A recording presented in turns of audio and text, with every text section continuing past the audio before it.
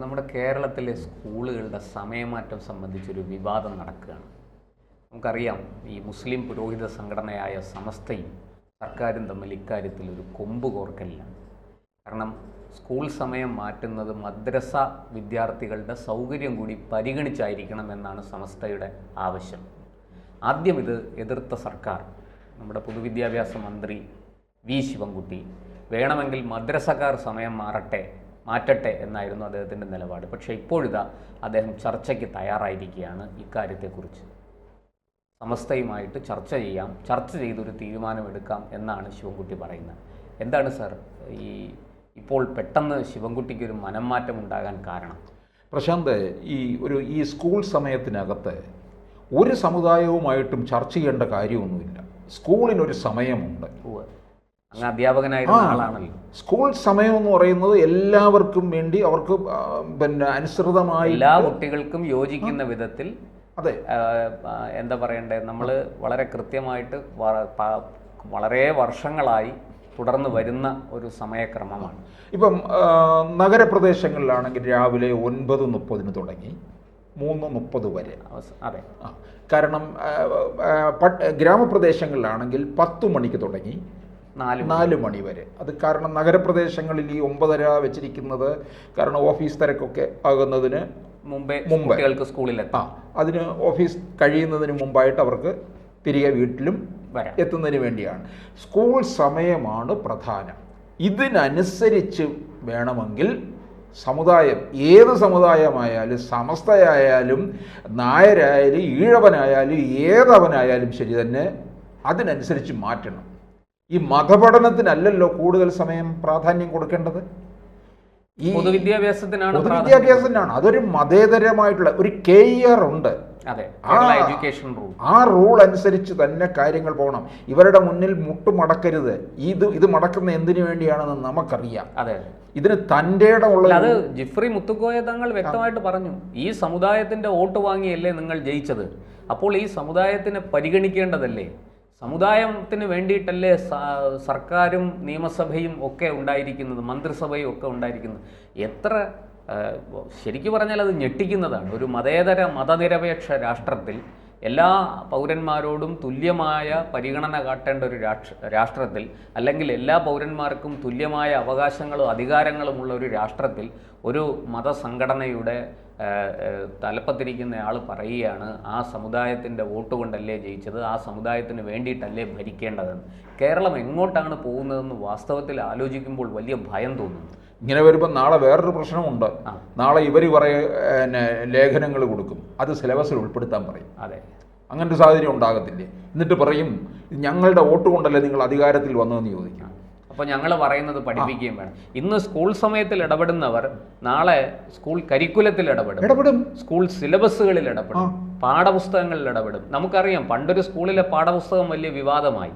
മതപരിവർത്തനം സംബന്ധിച്ചാണ് ചോദ്യം. മതം മാറി വരുന്ന, ഇസ്ലാം മതം സ്വീകരിക്കുന്ന നിങ്ങളുടെ ക്രിസ്ത്യാനിയായ കൂട്ടുകാരിയോട് നിങ്ങൾ എന്തൊക്കെ പറയും? അത് താഴെ കൊടുത്തിരിക്കുന്നതിനെ ഓർഡറിലാക്കാൻ, 1, 2, 3 എന്ന് പറഞ്ഞ് ഓർഡറിലാക്കാനായിട്ട് പറഞ്ഞൊരു ചോദ്യം.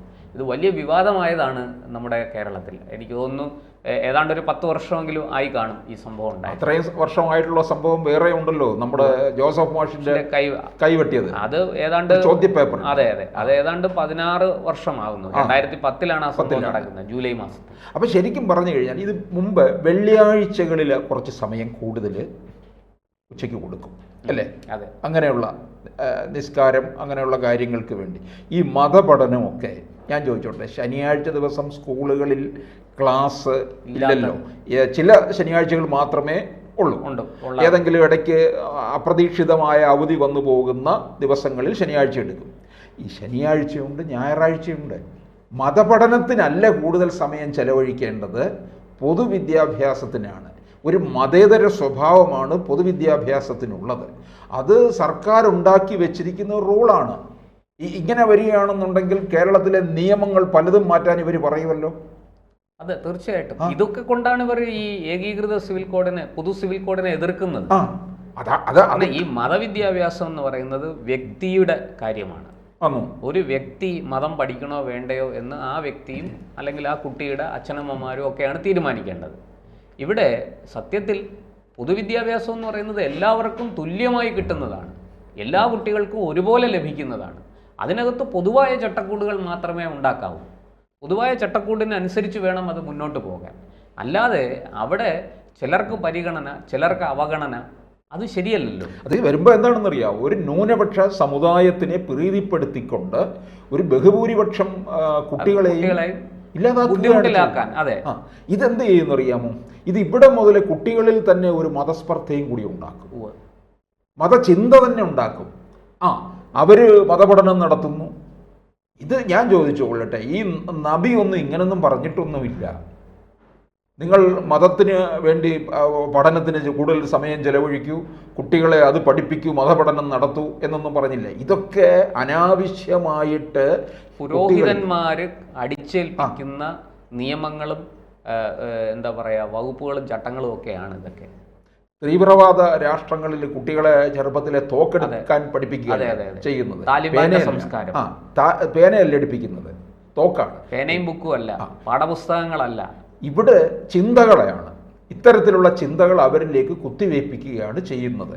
ഈ മതപഠനം എല്ലാ ദിവസത്തിൻ്റെ ഒന്നും ആവശ്യമൊന്നുമില്ലല്ലോ. യഥാർത്ഥത്തിൽ ശിവൻകുട്ടി, എനിക്ക് തോന്നുന്നു ജോസഫ് മുണ്ടശ്ശേരിയൊക്കെ ആയിരിക്കണമായിരുന്നു, വ്യക്തമായ തീരുമാനം എടുക്കുമായിരുന്നു, പണി നോക്കാൻ പറഞ്ഞു. അത്രയേ ഉള്ളൂ.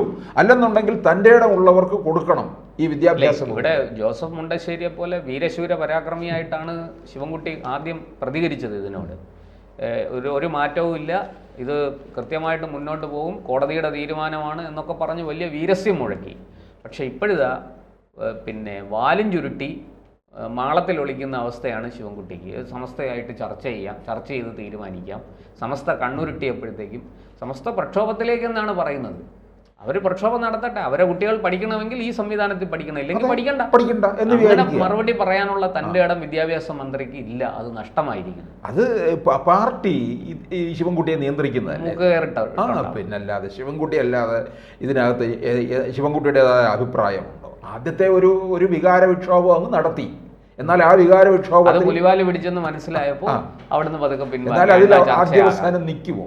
ഇപ്പൊ രണ്ടാം മുണ്ടനെന്ന് ഞെളിഞ്ഞു കിടക്കുന്ന പിന്നെ MA ബേബി ഈ വിദ്യാഭ്യാസ വകുപ്പ് കൈകാര്യം ചെയ്തത് നമ്മളെ കണ്ടതാണല്ലോ. അദ്ദേഹത്തിന്റെ കാലത്ത് മതമില്ലാത്ത ജീവൻ എന്നൊരു പാഠം പഠിപ്പിക്കാൻ വരികയും അതിനെതിരെ വലിയ പ്രക്ഷോഭം ഉയരുകയും ഒക്കെ ചെയ്തത് നമ്മൾ കണ്ടതാണ്. ജോസഫ് മാഷിനെ വരെ അപമാനിച്ചില്ലേ? എന്താ വിവരമില്ലാത്തവനോ മണ്ടൻ എന്ന് പറഞ്ഞു ഈ ചോദ്യപേപ്പർ അതിനകത്ത്. ജോസഫ് മാഷിന്റെ കുടുംബം മുഴുവൻ തകർത്തു, ജോസഫ് മാഷിന്റെ ജീവിതം ഇല്ലാതാക്കുക വരെ ചെയ്യുകയാണ് ചെയ്തത്. കൈവെട്ടിയവരെ ആരൊക്കെയാണെന്ന് നമുക്ക് കൃത്യമായിട്ട് അറിയാൻ ചെയ്യാം. ഇവർ വളർത്തിയ പോപ്പുലർ ഫണ്ടുകാരാണ്. അപ്പോൾ ഇവർക്കൊക്കെ കൂടുതൽ ഇത്തരത്തിലുള്ള ഈ പിന്നെ മതപരമായ കാര്യങ്ങൾക്കും അതുപോലെ തീവ്രവാദത്തിനും പ്രോത്സാഹനം കൊടുക്കുന്ന ഒന്നായി മാറും. സ്കൂൾ സമയം ഇപ്പോഴുള്ള രീതി എന്ന് പറയുന്നത് കൃത്യമാണ്. 9:30 മണിക്ക് അല്ലെങ്കിൽ 10 മണിക്ക് ആരംഭിക്കുന്നു. അത് ജനറലായിട്ടുള്ള കാര്യമാണ്. ഇതനുസരിച്ച് മാത്രമേ കേരളത്തിലെ വിദ്യാഭ്യാസം മുമ്പോട്ട് പോകൂ എന്ന് ഉറച്ചു പറയണം. നേരത്തെ പ്രശാന്ത് പറഞ്ഞ പോലെ സൗകര്യമുള്ളവർ ഇതിനകത്തൊന്ന് പഠിച്ചാൽ മതി. അതെ, അല്ലാത്തവർ അവരവരുടെ വഴി നോക്കട്ടെ. ഇനി ഇപ്പം ഞാൻ ചോദിച്ചോട്ടെ, നമ്മൾ അവധി കൊടുക്കുന്നില്ലേ? പിന്നെ മുഹറം കാര്യത്തിൽ സാർ ഇപ്പോൾ സമസ്തയായാലും ശരി, NSS ആയാലും SNDP ആയാലും ക്രിസ്ത്യൻ മിഷണറി സംഘടനകളായാലും ആരായാലും ശരി, ഇനി യുക്തിവാദികളാണെങ്കിലും ശരി, ഈ പൊതുവിദ്യാഭ്യാസത്തിൻ്റെ കാര്യങ്ങളിൽ തലയിടാനും അതിനെ കുളമാക്കാനും ആരും വരണ്ട. അവർ അത് നടക്കില്ല, വിജയിക്കില്ല എന്ന് പറയാനുള്ള തൻ്റെ ഇടമാണ് സർക്കാർ കാണിക്കേണ്ടത്. അതിനു പകരം ഇതിനൊക്കെ വഴങ്ങിക്കൊടുത്താൽ അതിന് കേരളം നാളെ വലിയ വില നൽകേണ്ടി വരും.